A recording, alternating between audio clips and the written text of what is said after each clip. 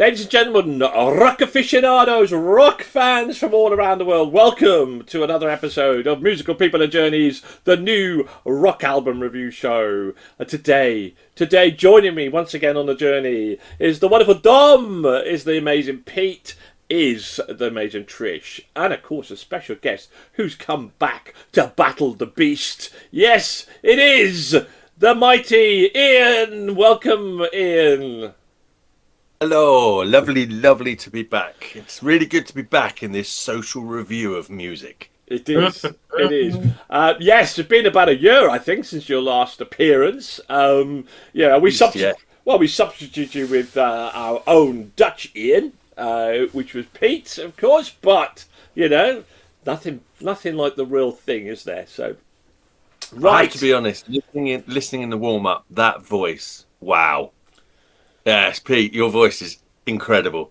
I have no idea what you're going to be saying. I'm just going to be captivated by the voice, I think. Oh my God. It's going to be a lot of bullshit, but yeah, yes. People are just captivated by the sounds. I think this compliment more often, actually. Do you know what, Ian? I see. Do you know what, Ian? You needed the bullshit replacement. I see. Well, do you know what, Ian? What you've posed there is a wonderful question that even Pete's been on the show for now 8 months, and we're still asking that question in terms of what the fuck has he just said or what's he saying? We still haven't figured it out, but yeah. Anyway, there we go. No one ever will. It's just a bunch of nonsense coming out, but yeah, people eat it up. Right, talking of nonsense, or not, we are reviewing, it's our last show before Album of the Year. It's our last opportunity for albums to get into either our wildcard slot or our automatic slot. So, we review all the latest albums, rate them out of 5 for our listening pleasure. So the cutoff is 4.6. If you get 4.6, you've got automatic slot into our album of the year. You get 4 or more, you're going to get, you might well get a wild card in for our top 20 albums of the year. So today's offering is Sabaton and their album Legends, which is their brand new album. Now, Sabaton has returned to us, and there's a possibility of, well, maybe some injustice that was done on their previous album, which was To End All Wars, which scored a paltry 3.5 because we had two guys who really hated power metal, Chris and Nathan at the time, who absolutely ripped into it. And really, I think it was an injustice because I think To End All Wars was probably one of the best albums of the year by a long way, and has become one of my all-time favourites as for that one. So, was Sabaton Legends going to make it? Will it make up for that injustice or not? Because Will and Simon, who are the two big Sabaton fans, aren't here to defend it, to tell us what they think. So we're going to have to start with, let's start with Trish, shall we? Let's start with a Sabaton. Surely, I remember you, Trish, were a huge Sabaton fan from that album. Oh, we went to see them, didn't we? We did see them after that, and they were absolutely one of the best gigs I've ever watched, certainly top 10 anyway, gigs that I've seen. They were amazing. So, what do you think of Legends? So, Sabaton Legends, you know exactly what you're going to get with a Sabaton release and know that you won't be disappointed. Just excited to press play to hear what stories will be told on the album. Legends is no exception. You just bathe in the Sabaton sound and soak it all up. You just want to bang your head and raise your horn hands as you listen.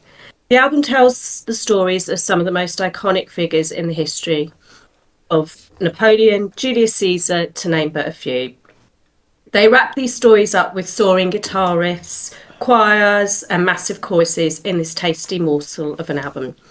There is always one track that sticks out, that digs deep into your soul, that will be a favourite of yours, and for me, that would be I Emperor, with its anthemic chorus, which you will revel in at a concert if they played it live, and would be that wow moment, as when any band plays a favourite track on an album that you love. Sabaton do one thing, and they do that one thing better than anyone else. They are the legends of their genre of rock. Oh, we do like a bit of segueing on that one. Now, not to cramp your style, Dom. He says, referring to his wonderful T-shirt. Yeah. Yeah, you've been missing for a couple of months, so we've missed your voice. We've missed the voice of Dom from Portsmouth. I've missed you, Dom.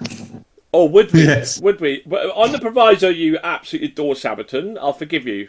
So tell me, did you adore Sabaton? Oh no, this is going to go badly.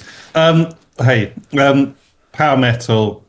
I'm not in the. It sounds like you were saying there's a kind of power metal camp. You either like it or you loathe it. I can't say I like it or loathe it. I find it a little bit cringy. And that's my problem with this kind of music. It's just a little bit cringe.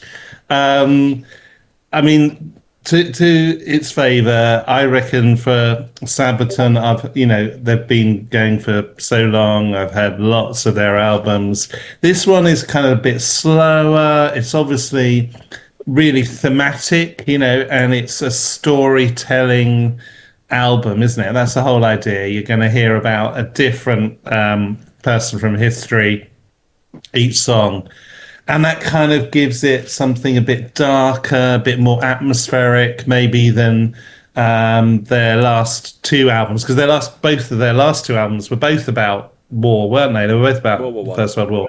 Yeah, World War One. So there's a lot to go for this. I think sometimes what happens with power metal is that it does get a bit cringy. The lyrics just get a little bit kind of, predictable. And it always kind of strays into that slightly overproduced thing for me. That's always my issue with this type of music, but that's me. But there is like some great quality in there. Hordes of Khan I thought was really good. Speed comes in there. Impaler I just did not like at all. I found that was just didn't have that kind of punch that you want from it. But I'm going to call this album a grower. How about that? Yeah. Okay. Now, I'll tell you something is also a grower. He's grown on me over the months. It's Pete. Pete. Yeah, well, all right. Now, Pete, I will just preface this, of course, that Will is a huge Sabaton fan. If you want to get that room, it better be good. I'm going to get it no matter what. And I understand why Will is a Sabaton fan, because I know Will is a huge history buff, and that's one of the standouts for Sabaton is that they engage on a lot of these topics about historic events, which is why I really enjoyed the song "Crossing the Rubicon," because it's about Julius Caesar and the Dies Cast. It's one of the greatest stories in Roman history, apart from Hannibal crossing the Alps with a bunch of elephants. So yeah, I really wish Will was here in general, but also because he would talk more about that. But yeah, as far as Sabaton goes, everybody knows Sabaton. They've got a huge fan base for a very good reason. They're really good at what they do. But the thing is, the thing that they do, I'm not particularly interested in. I kind of like, so Trish talked about it earlier and Dom talked about it earlier, and they both have different standpoints about this. It's a bit cringy, it's awesome, and I understand both points of view.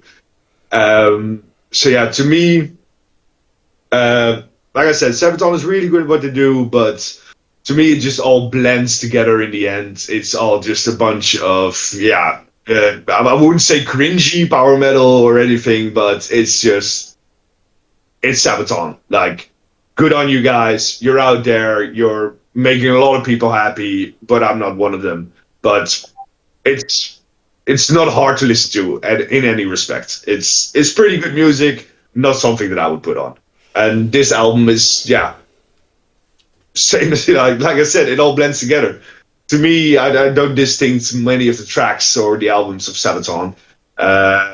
Which may be weird, me saying that, because that's what you people feel like when listening to Lorna Shore, when listening to the deathcore. It all blends together for you.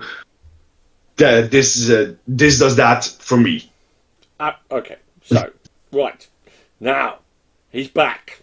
He's bad. Let's find out, was Sabaton worth the return? Ian. Well, firstly, thank you very much for having me back. That's really, really kind. So I'm not going to add too much to it because I think a lot has been said about this album that I would say myself. One thing I'd like to put is the irony of calling this legends. Sabaton themselves are indeed legends, absolutely. Never been right at the top of my list. I enjoy listening to them, but much like Pete, I appreciate what they do. And if General Will was here, I would be really enjoying listening to what he has to say. Absolutely.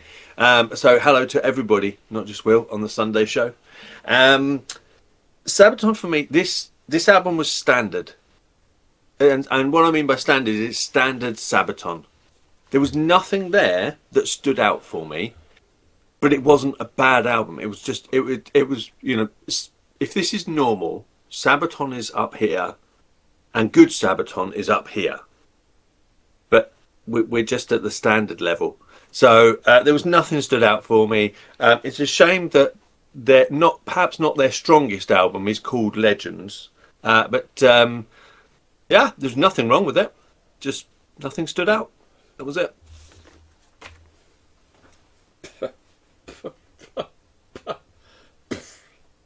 Right.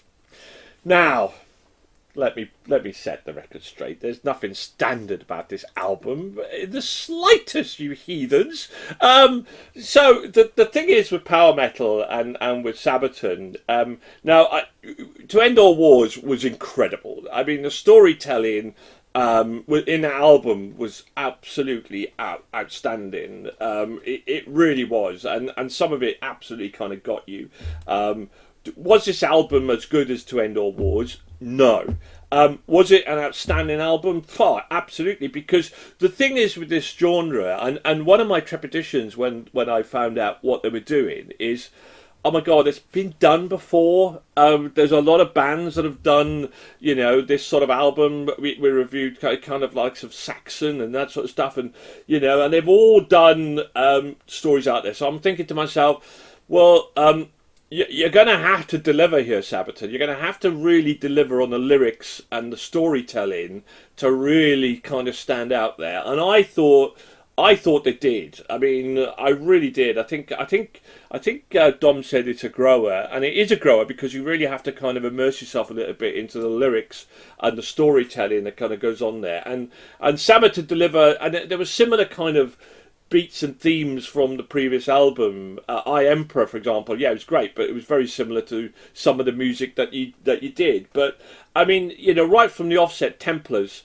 I felt I was there. I felt they were really. I was learning about Templars, and I was kind of learning kind of what they did. And certainly, A Tiger Among Dragons was just absolutely superb.